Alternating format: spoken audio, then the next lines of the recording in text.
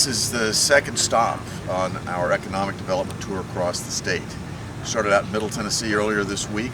I've been talking to employers across the state, understanding the issues that they face as they try to expand and grow here in Tennessee.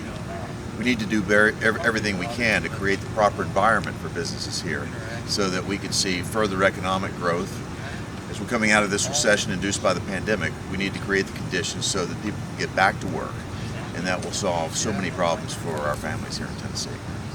Well, going on this tour around Domtar today, with the development that's been coming up here locally, what was your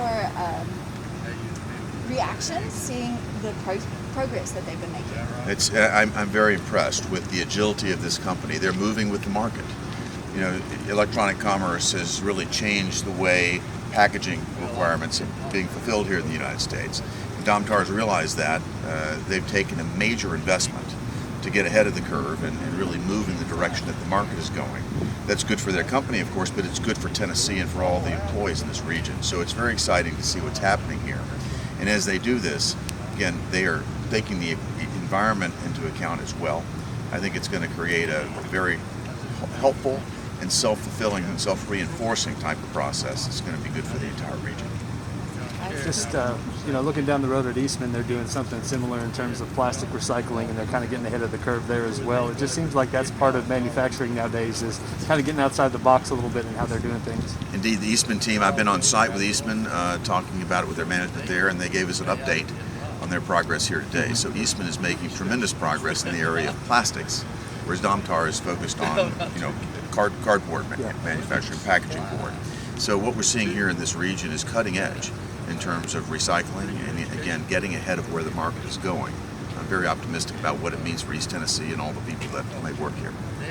And you look at manufacturing, it's always been so important to this communities here, but communities everywhere, to be honest with you. We see manufacturing falling off in some ways in the global economy, but how do we keep it vibrant? How do we keep it moving forward in this country? We've got to do everything we can here in Tennessee and across America to make the business climate one that's receptive to business. I want to make America the most attractive place in the world to invest capital. Capital investment begets more jobs and more competitiveness.